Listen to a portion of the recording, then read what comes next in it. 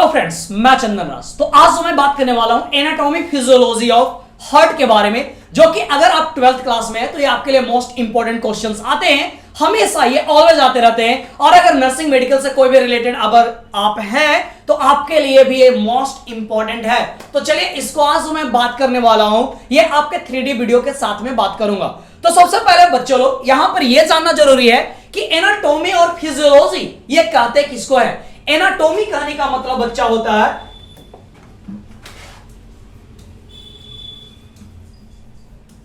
ये जो word anatomy है यह दो वर्ड से मिलकर बना हुआ है। एक को बोलते हैं एना यानी होता है ऑर्गन्स या फिर बॉडी पार्ट्स, और टोमी का मतलब होता है टू कट, यानी कोई भी ऑर्गन्स के बारे में से उसको पार्टिकुलरली जब हम उसके पढ़ते हैं किसके बारे में, शेप के बारे में, साइज के बारे में, कलर के बारे में, तो इस चीज को हम क्या बोलते हैं, लोकेशन के बारे में, तो इस चीज को हम क्या बोलते हैं बच्चों लोग, एनाटॉमी बोलते हैं। अब बात आता है बच्चों लोग फिजियोलॉजी कहते किसको है। अब ये हार्ट कैसे फंक्शन कर रहा है, इसका फिजियोलॉजी, इसके एक्टिविटी के बारे में जब हम स्टडी करते हैं तो इस चीज को हम फिजियोलॉजी वर्ड से नाम से जानते हैं। तो अब आपको क्लियर हो गया होगा कि सर एनाटॉमी एंड फिजियोलॉजी क्यों लिखे होंगे, क्योंकि आज मैं दोनों चीज के बारे में बात करने वाला हूं कि एनाटॉमी हार्ट का क्या है, कहां लोकेटेड है, ये कौन से पार्ट को क्या बोलते हैं, और फंक्शन कैसे हमारे पूरे बॉडी में ब्लड को सर्कुलेट करने का काम करता है। डीऑक्सीजनेटेड ब्लड को हार्ट के पास लाते हैं और यहां से फिर कैसे लंग्स के पास जाता है, और लंग्स से फिर हमारे फिर से हार्ट में आते हैं, और फिर वहां से आर्च ऑफ अरोटा के थ्रू पूरे बॉडी में ब्लड को सप्लाई करने का काम करते हैं। तो आज इन सभी के बारे में बात करते हैं। तो प्लीज आप लास्ट तक देखें, कंसेप्ट क्लियर है तो सब्सक्राइब कर दे, बेल आइकन को ऑन कर दे, क्योंकि हमारे पे या इस चैनल पे दिव्य कुल पे जो भी वीडियो आते हैं वो कंसेप्ट को दम आपके 100% क्लियर करेंगे, बस अगर फोकस करके कंसंट्रेट होकर अगर आप वीडियो को देख रहे हैं। तो चलिए बिना देर के स्टार्ट करते हैं। सबसे पहले बात करते हैं बच्चों लोग, ये डायग्राम आपका क्या है, हार्ट का है। तो सबसे पहले अगर बात किया जाए तो हार्ट के कितने चेंबर होते हैं, 4 चेंबर होते हैं। ऊपर वाले चेंबर को क्या बोलते हैं बच्चे लोग, आर्ट्रियम बोलते हैं। वेट कलर में चेंज कर ले रहा हूं बच्चे लोग।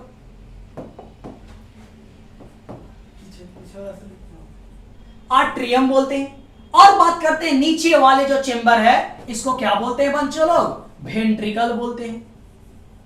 ठीक, अब नीचे 2 चेंबर और ऊपर 2 चेंबर। अब दोनों में डिफरेंशिएट किया तो राइट साइड में है इसको राइट एट्रियम बोलेंगे, और लेफ्ट साइड में है इसको क्या बोलेंगे, लेफ्ट एट्रियम के नाम से जानेंगे। उसी तरह से नीचे में लेफ्ट साइड वाले को लेफ्ट वेंट्रिकल और राइट साइड वाले को राइट वेंट्रिकल बोलेंगे।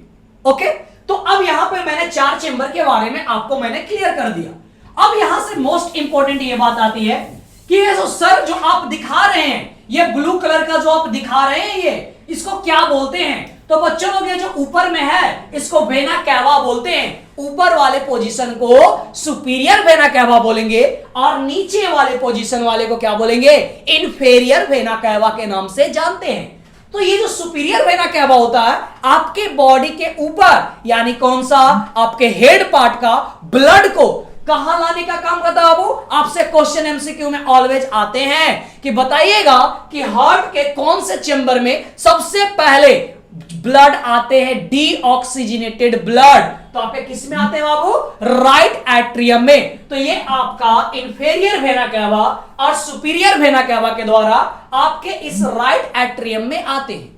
अब ये राइट एट्रियम और राइट वेंट्रिकल को सेपरेट करने के लिए एक यहां पे दरवाजा होता है जिसको क्या बोलते हैं, ये वाल्व बोलते हैं। यहां पे 3 ओपनिंग है, तो इसलिए इसको क्या बोलेंगे बच्चों लोग, इसको हम लोग ट्राइकस्पिड वाल्व के नाम से जानते हैं। क्या चीज के नाम से जानते हैं इसको बच्चों लोग, ट्राइकस्पिड वाल्व।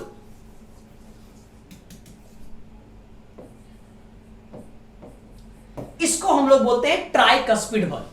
अब यहां पे एक चीज और मैं आपको बता दूं, उसी तरह से यहां पर भी ओपनिंग है, तो इस चीज को क्या बोलते हैं, बाइकस्पिड वाल्व के नाम से जानते हैं। और यहां आपके राइट वेंट्रिकल से ब्लड को लंग्स की ओर ले जाने का काम करते हैं। इसको पल्मोनरी वाल्व बोलते हैं। क्या बोलते हैं?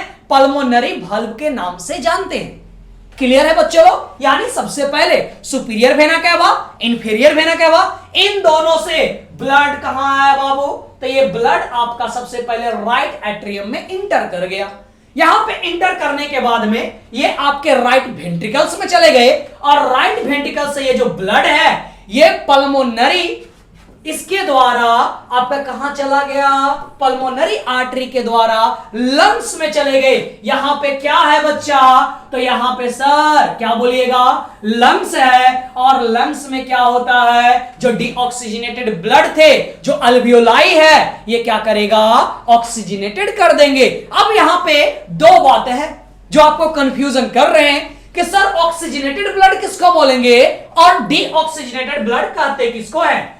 तो अभी तक आपको कंसेप्ट में होगा कि सर जिस ब्लड में ऑक्सीजन नहीं प्रेजेंट हो उसको डीऑक्सीजनेटेड बोलेंगे और जिस ब्लड में ऑक्सीजन प्रेजेंट है उसको ऑक्सीजनेटेड बोलेंगे।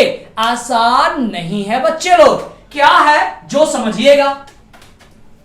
ऑक्सीजनेटेड कहने का मतलब होता है कि जिसमें ऑक्सीजन का मात्रा ज्यादा हो, यानी 85%, 90% ऑक्सीजन का मात्रा हो और बाकी 10 to 50% अदर गैसेस के मात्रा हो।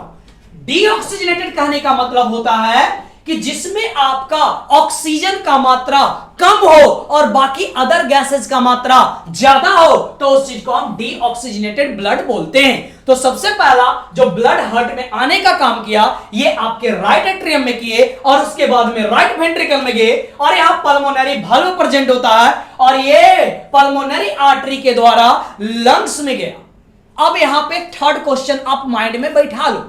क्वेश्चंस आते हैं कि लंग्स से जो ब्लड ऑक्सीजनेटेड होकर आते हैं ये सबसे पहले कौन से चेंबर में जाते हैं? किस में आते हैं बाबू? लेफ्ट एट्रियम में। किस में आएंगे? लेफ्ट एट्रियम में। और लेफ्ट एट्रियम और लेफ्ट वेंट्रिकल के बीच में एक ओपनिंग होता है जिसको हम लोग क्या बोलते हैं? बाइकस्पिड वाल्व या फिर इसी को मिट्रल वाल्व के नाम से जानते हैं। What is the other name of bicuspid valve? तो क्या हो जाएगा बच्चे लोग? मिट्रल वाल्व उसको बोलते हैं। कोई दिक्कत है? अब यहां आ जाइए। ब्लड यहां आ गया ऑक्सीजनेटेड। अब यहां से क्या है? यहां पर आपका प्रेजेंट है आर्च ऑफ अरोटा। क्या प्रेजेंट है बाबू? Arch of aorta. तो सर यहां पर भी तो ओपनिंग होगा, तो जहां पे ओपनिंग है वहां पे दरवाजा रहेगा। तो इस चीज को क्या बोलेंगे? अरोटिक वाल्व बोलते हैं। क्या बोलते हैं बच्चों लोग? अरोटिक वाल्व बोलते हैं। और ये आर्च ऑफ अरोटा के थ्रू आपके पूरे बॉडी में ब्लड सप्लाई होने का काम होता है। समझ में आया? नहीं आया? लास्ट कॉन्सेप्ट है, कुछ नहीं, ये डायग्राम नहीं, 4 रूम याद रखना है। क्या रखना है? 4 रूम। देखिएगा अब यहां पे मैंने बोला कि आपको 4 रूम बस याद करना है। लीजिए सर मैंने बना लिया आपका 4 रूम। आपके घर का ये 4 रूम है। ओके, क्या है? इनके 2 रास्ते हैं। आप नीचे से भी इस रूम में आ सकते हैं और ऊपर से भी इस रूम में आ सकते हैं, जिसको क्या बोले? राइट एट्रियम बोलते हैं ऊपर वाले को। नीचे की ओर यहां पे एक दरवाजा है जिसको वाल्व बोलते हैं और ये आपका क्या है बाबू? ट्राइकस्पिड वाल्व है। ओके, अब यहां अतिथि आए, उनको बैठाए, फिर बोले सर जाइए आप लोग पैर हाथ धो लीजिए। ये आपके पैर हाथ धोने के लिए सेकंड रूम में आए जिसको हम लोग क्या बोले? Right ventricle. क्या बोलेंगे? Right ventricle. ओके, अब यहां से आपने इनको बैठाया, चाय नाश्ता करवाया। अब क्या बोल रहे हैं कि चलिए ना मेहमान जी अब अंदर की ओर आइए, रेस्ट करिए। तो रेस्ट करने के लिए अब तीसरे रूम जिसको आप डाइनिंग बोलते हैं, तो यहां पर बस याद रखिए इसको लेफ्ट आर्ट्रियम बोलेंगे। डाइनिंग हॉल नहीं बोलेंगे सर, हम क्या बोलेंगे?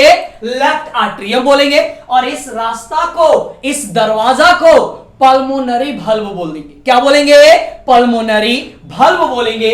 और इसके द्वारा ये क्या हुआ, ये आपका पहले लंग्स में गया और लंग्स से फिर रिटर्निंग इसमें किस में आ गया, लेफ्ट एट्रियम में, जो कि रेस्ट करने के लिए आपको बोले। और यहां से फिर आपके 4 रूम में आएंगे कि सर इसमें बैठिए आराम से और उसके बाद कुछ देर में रेस्ट करने के बाद में आप चले जाइएगा। तो ये आपका 4 चैम्बर हो गया।